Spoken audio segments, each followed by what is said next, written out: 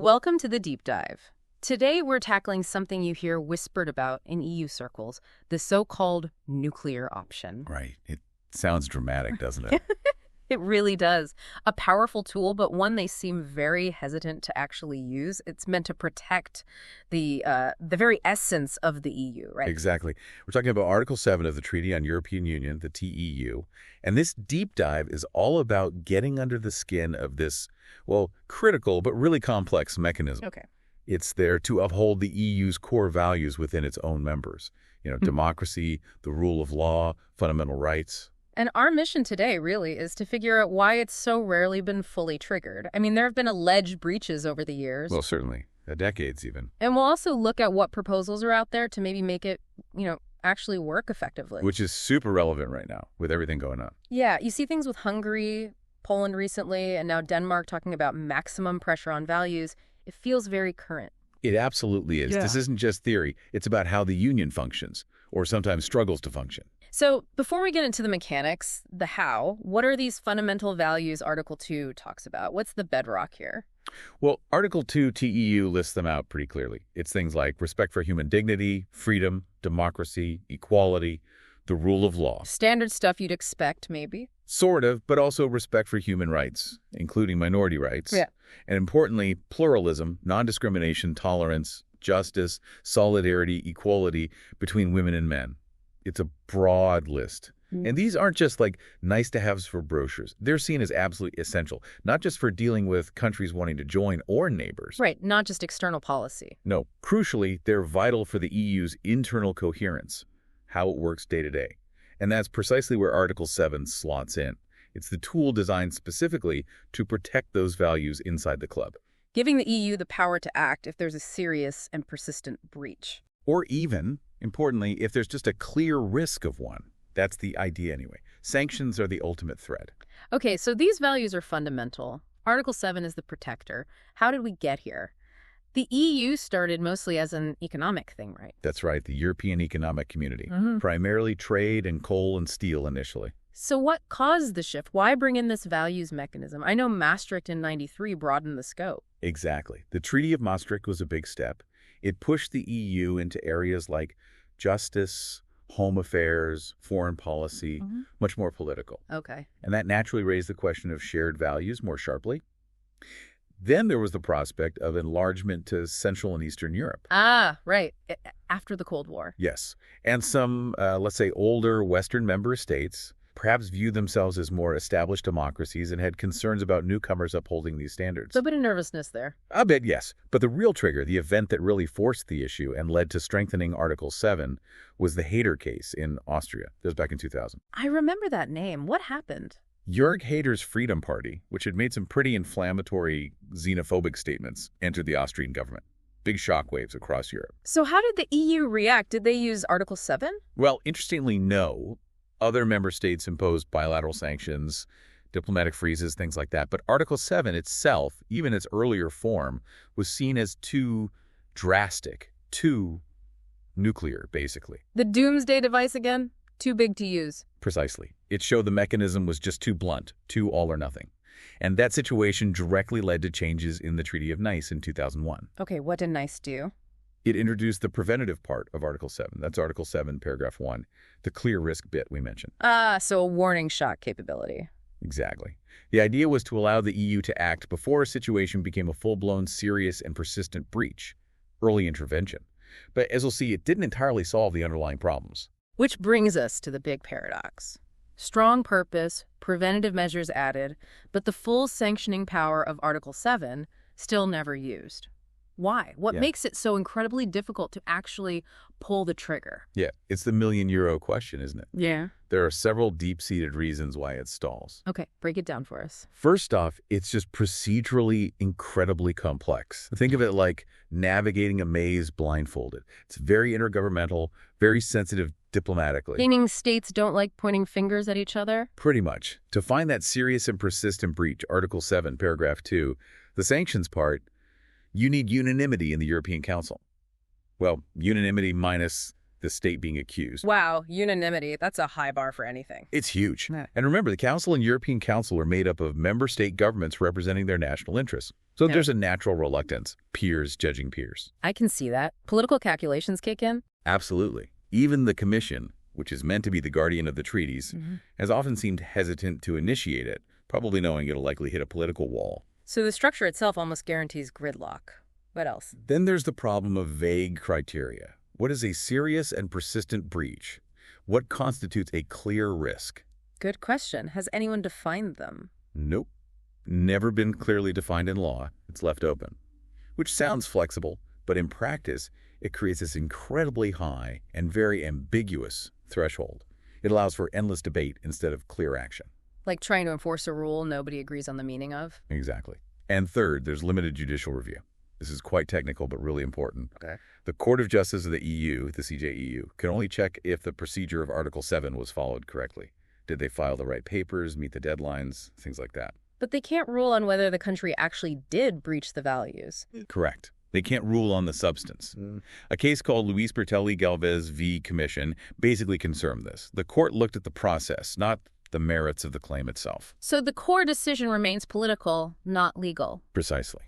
It stays in the realm of negotiation and, frankly, political horse trading among the member states, rather than a legal judgment based on evidence. Which just makes it even harder. I mean, even if the commission or parliament proposes it or citizens gather 1 million signatures like that ECI for Hungary. It doesn't guarantee activation.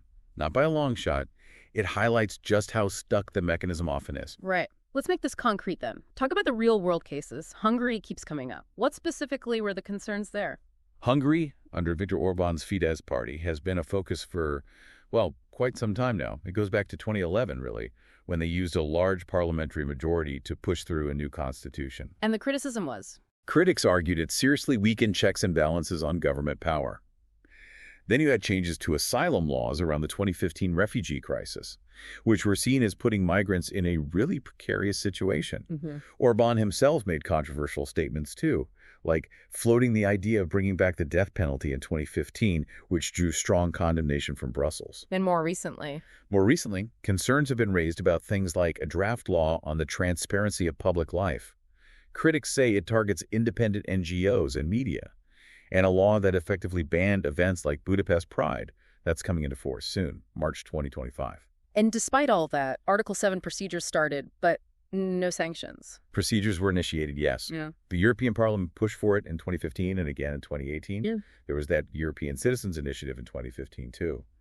But it never got to the Article 7.2 stage, the sanction stage. It stalled in the Council. And now Denmark's taking the Council presidency soon, July 2025, and they're talking about maximum pressure, potentially including Article 7 again, but this time linked to Ukraine. Yes, it's linked to Hungary, blocking Ukraine's EU accession talks.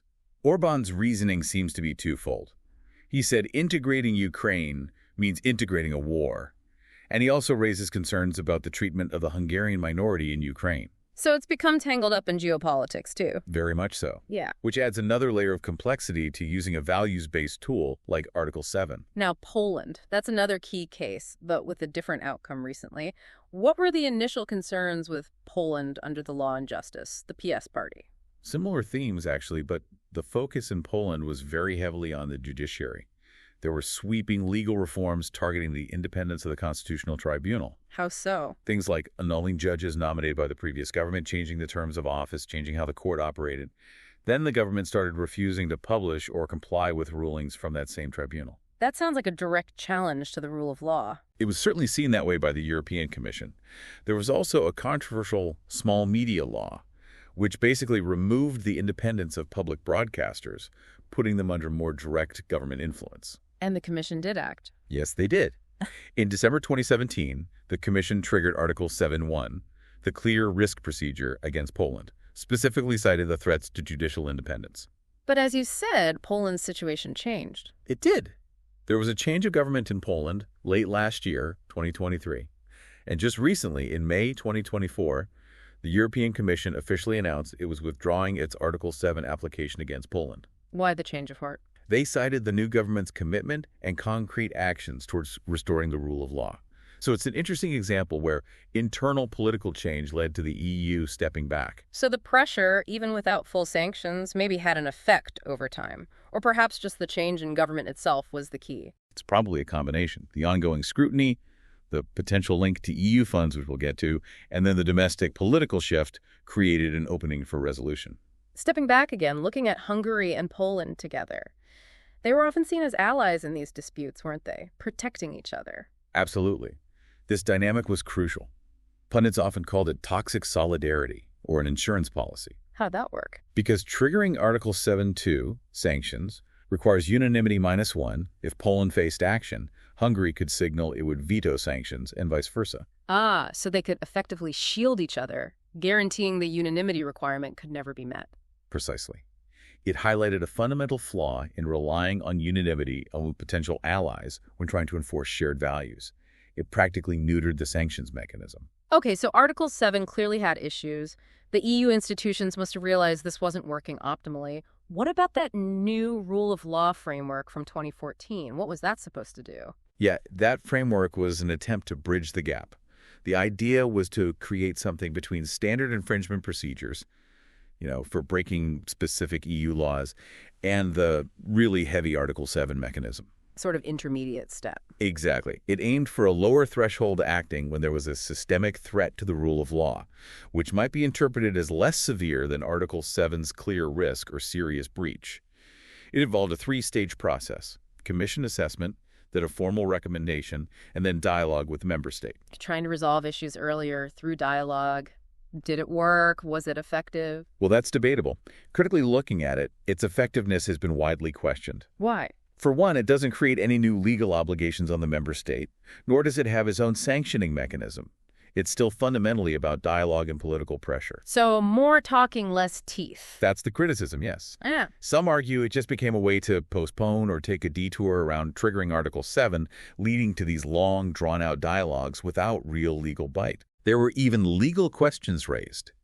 The Council's own legal service apparently questioned if the Commission even had the legal basis to create this framework, arguing it might overstep the powers conferred by the treaties. Wow, okay. So even its legitimacy was questioned. Yes. Yeah. And while it was used for Poland, you could argue its impact was limited, given that Poland continued with many of the contested reforms until the government changed.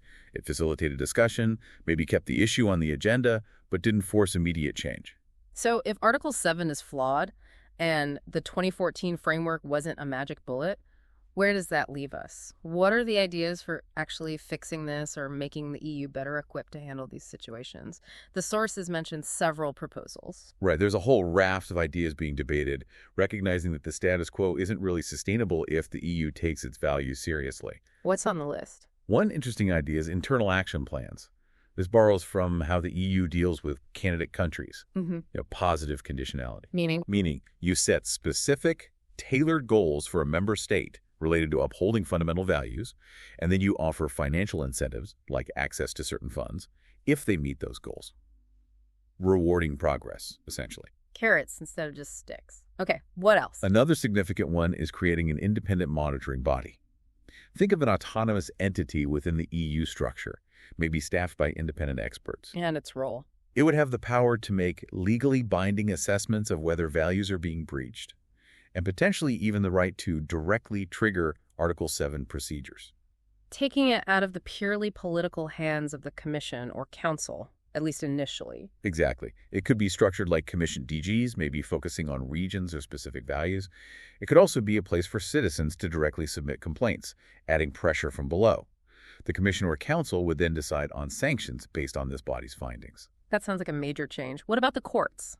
Yes. Increasing the role of the CJUU. The argument here is simple. Let the EU's top court interpret those vague terms: clear risk, serious and persistent breach.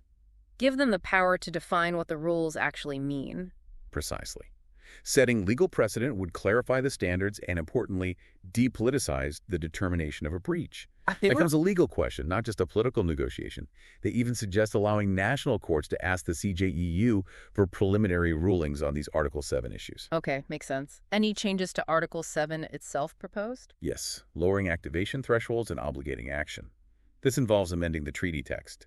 For instance, instead of unanimity for sanctions under 7.2, maybe move to something like a 4/5 majority, at least for the Article 7.1 warning stage. Making it easier to get agreement. Easier. Yes.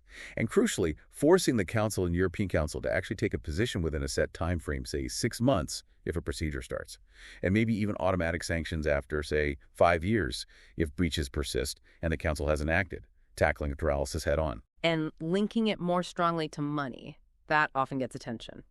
Definitely. Sharpening budgetary conditionality. This is already happening to some extent with the rule of law conditionality mechanism, which ties EU funds to respect for the rule of law.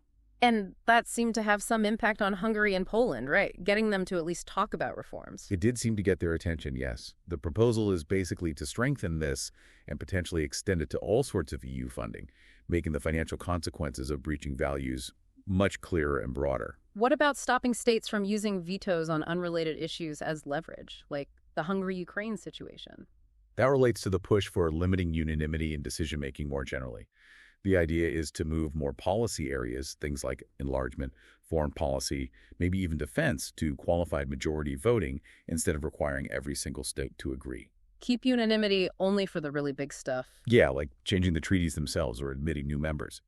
But for regular policy, limit the ability of 1 or 2 states to hold the entire union hostage through vetoes or blackmail. And finally, there was this intriguing, maybe radical idea.